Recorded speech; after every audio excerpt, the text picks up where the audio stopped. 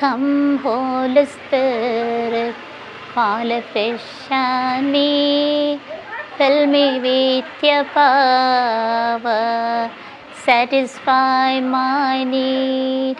Only you can make me whole, give me strength to make me grow.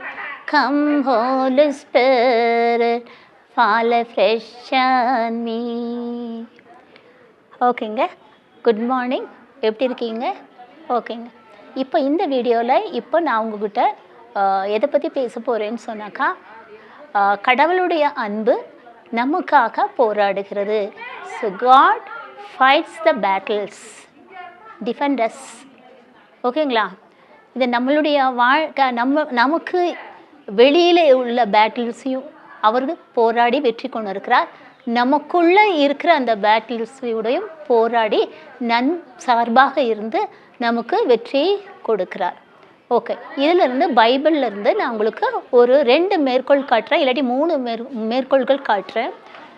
Number 1 வந்து second book of the Numbers chapter 20. அங்கே பார்த்தீங்கன்னா யூதாவின் அரசர் ஜோசபாத். இப்போ ஜோசபாத் அரசராக இருக்கும்போது அங்கே சிலர் வந்து ஜோசபாத்கிட்ட என்ன சொல்கிறேன்னாங்க, உங்களை எதிர்த்து போராட உங்களுடன் போர் தொடுக்க மோவாபியரும் அம்மோனியரும் மெயூனியரையும் சேர்ந்து கொண்டு வருகிறார்கள், பெரிய சேனைகளுடன் வருகிறார்கள் என்று சொல்கிறார். அப்போ ஃபஸ்ட்டு ஜோசபாத் வந்து ரொம்ப பயப்படுறாரு, அச்சப்படுறாரு. ஆனால் 2வது என்ன செய்கிறாருன்னா, கடவுளுடைய உதவி நாடுறதுக்காக உறுதி போன்றாரு. 2வது முக்கியமான விஷயம். அடுத்தது என்ன பண்ணுறாரு, மக்களுக்கிட்ட என்ன சொல்கிறாருன்னா, எல்லாரும் நோன்புருங்கள் சொல்கிறாரு. அடுத்தது என்ன செய்கிறாருன்னு சொன்னால், மக்களை எல்லாம், சின்னவங்க பெரியவங்க குழந்தைங்க எல்லாத்தையும் கூப்பிட்டுட்டு கோயிலுடைய புது மண்டபத்தின் ஏறி நின்று இறைவனை மன்றாடுகிறார். அப்படி மன்றாடி இருக்கும்போது அந்த மன்றாட்டு கேட்கப்படுகிறது. அந்த மன்றாடி கொண்டு இருக்கும்போதே கடவுள் வந்து அந்த மன்றாட்டுக்கு பதில் தர்றார்.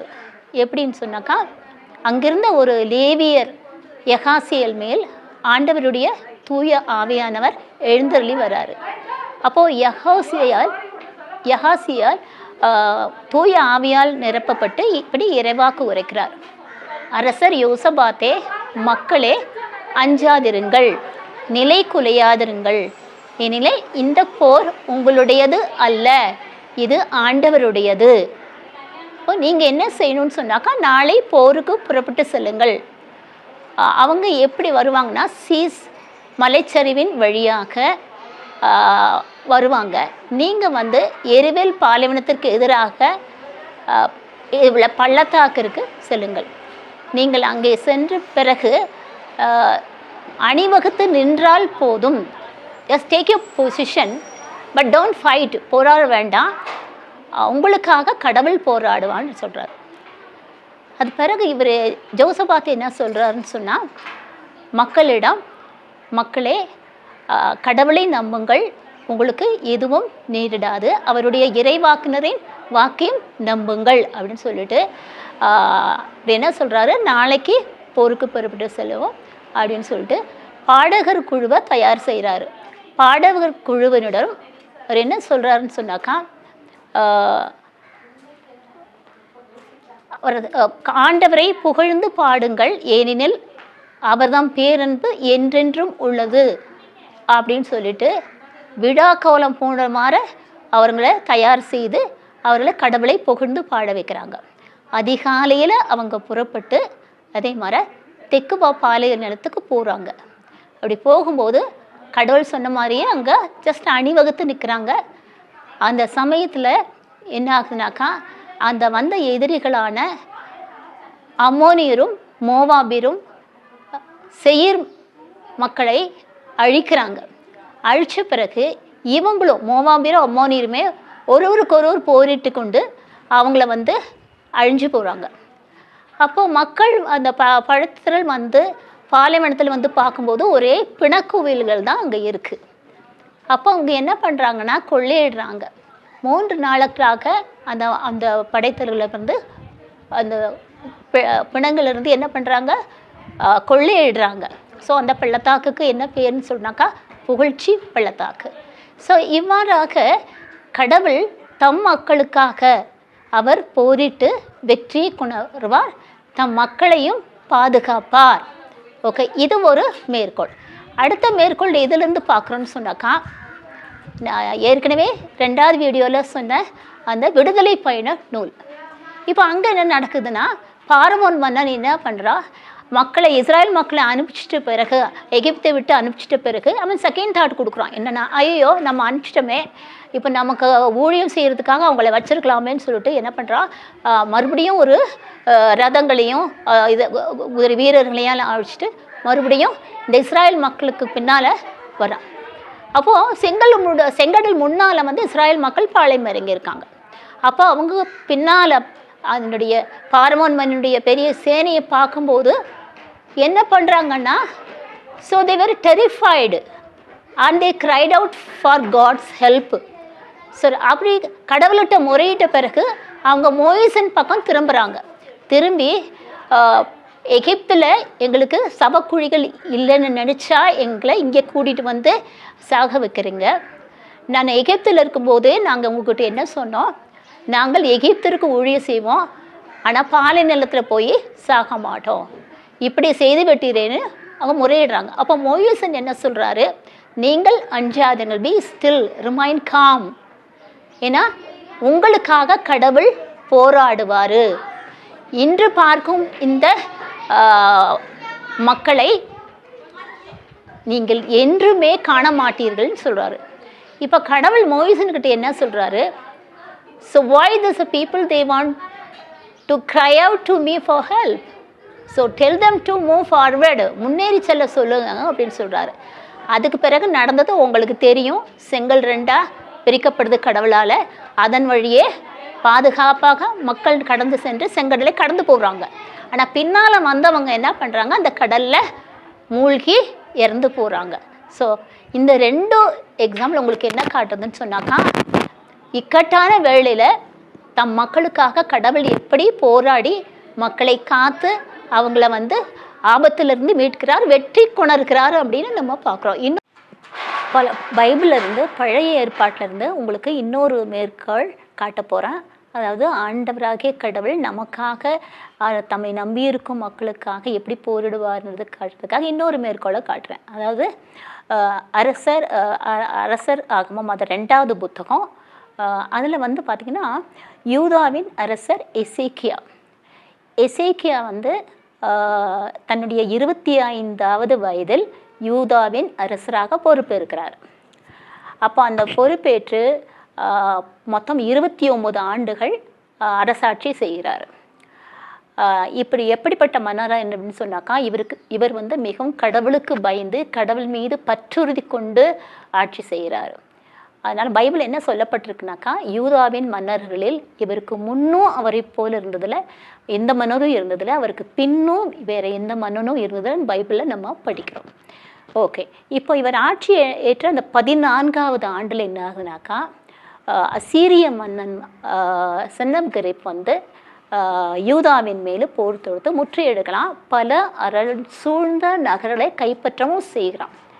அப்போ இவன் இங்கே யூதாவின் மேலே கான்சன்ட்ரேட் பண்ணுறதுக்கு முன்னால் அசீரிய மன்னன் சென்னப்கரி வந்து ஏற்கனவே இஸ்ராயல் மீது போர் தொடுத்து பல நகர்களை கைப்பற்றான், சமாரியாவையும் அவன் கைப்பற்றான்.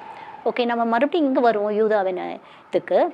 அப்போது சென்னப்கரிப்பு வந்து இவர் எசேக்கியா என்ன சொல்கிறாருனாக்கா, நாங்கள் தப்பு பண்ணிட்டேன், பரவாயில்ல, நான் நீங்கள் என்ன சொன்னாலும் கேட்குறேன், எதாவது உங்களுக்கு கொடுக்குறேன்னு சொல்லிட்டு என்ன சொல்கிறாரு, நிறைய பொண்ணும் வெள்ளியும் கொடுக்குறாரு. அதெல்லாம் வாங்கிக்கிட்டு அவன் சாட்டிஸ்ஃபை ஆகிறதில்ல. மறுபடியும் அவன் வந்து அதே மாதிரி ரப்சாக்கி என்ற இந்த படத்தலைவனை அனுப்புகிறான் எருசலேமை அந்த யூதாவை பிடிக்கிறதுக்கு. அப்போ என்ன நடக்குதுன்னா, மறுபடியும் எசேக்கியா மன்னன் ஆண்டவருடைய இல்லத்தின் அந்த கதவுகளிலும் கதவு நிலைகளிலும் பதிக்கப்பட்ட பொன் தகடுகள் எல்லாம் கொடுக்குறோம். அப்படி கொடுத்த பிறகும் ஒன்றும் சரியாகலை. இந்த படைத்தலைவன் ரப்சாக்கே கடவுளை வந்து படித்து பேசுகிறான், எங்ககிட்ட இருந்து எங்கள் கையிலேருந்து உங்களை யாராலும் காப்பாற்ற முடியாது, நீங்கள் மக்களே எசேக்கியா மன்னனை நீங்கள் நம்பினாங்கன்னா நீங்கள் ஏமாந்து போயிடுவீங்க, எந்த நாங்கள் கைப்பற்ற நகர்களை வந்து அவங்கவுங்க தெய்வம் வந்து காப்பாற்ற முடியவில்லை, உங்கள் ஆண்டவர் மற்றும் உங்களை காப்பாற்றிடுவாரா அப்படின்னு பழிச்சு பேசுகிறான். அப்போ எசேக்கியா மன்னன் என்ன பண்ணுறான், எசாயா இறைவாக்கினர்கிட்ட தான் 4 நாள் இருப்பான். அப்போ என்ன சொல்கிறாரு, அவர் மூலமாக கடவுள் என்ன அவர்கிட்ட என்ன சொல்கிறாருன்னு சொன்னாக்கா, நான் பயப்பட வேண்டாம், நான் வந்து ஒரு ஆவியை அவனிடம் அனுப்புவேன், அவன் ஒரு வதந்தியை கேட்டு அவன் திரும்பி போடுவான் அப்படின்னு சொல்கிறாரு. அதே மாதிரி நடக்குது. ஓகே, அது பிறகு இந்த சீரிய மன்னன் சென்னாப்கரிப்பா சும்மா விடலை. அவன் மறுபடியும் என்ன பண்ணுறான், தூதர்களிடம் ஒரு மடல் எழுதி எசேக்கியா மன்னன்கிட்ட அனுப்புகிறான். அதில் என்ன எழுதியிருக்கானாக்கா, அதே மாதிரி கடவுளை இகழ்ந்து பேசி தன்னைத்தானே புகழ்ந்து கொண்டு எங்ககிட்ட இருந்து உங்களை யாராலும் காப்பாற்ற முடியாது பலவாறாக சொல்கிறான். இப்போ மறுபடியும் என்ன பண்ணுறான், எசேக்கியா மன்னன் என்ன பண்ணுறான், தன் ஆடைகளை கிழித்து கொண்டு சாக்குடை அணிந்து தன் அலுவலர்கள் 2 பேரையும் கூட சாக்குடை அணிய செய்து அவை எசாயா இறைவாக்கினர்கிட்ட அனுப்புகிறான்.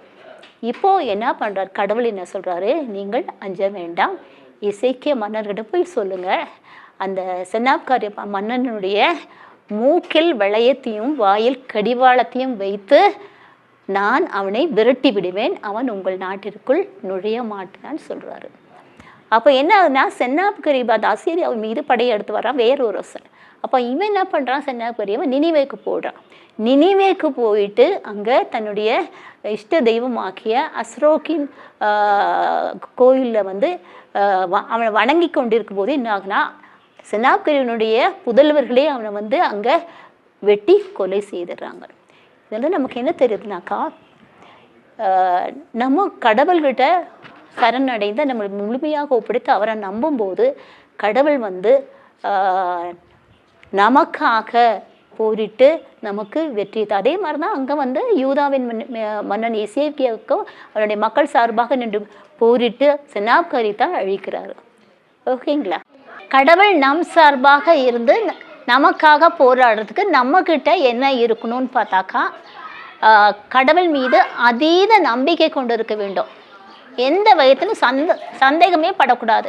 ஒரு சின்ன குழந்தை, சின்ன பிள்ளைங்க வந்து எப்படி அம்மாவை ரொம்ப நம்புதோ, அப்பாவை எப்படி ரொம்ப நம்புதோ, நமக்கு கூட அப்பா இருக்கிறாங்க அம்மா இருக்கிறாங்க நமக்கு பயம் இல்லை அப்படின்னு நம்புதோ, அந்த மாதிரி நம்ம கடவுளை நம்பணும். 1. 2வது என்னாக்கா, நம்ம வந்து கடவுள்கிட்ட ஒப்பு கொடுத்துடணும், முழுசாக ஒப்பு கொடுத்துடணும். That mean complete surrender to the Lord. அப்போ என்ன சொல்லணும், ஓ Jesus, I surrender to you, you take care of everything.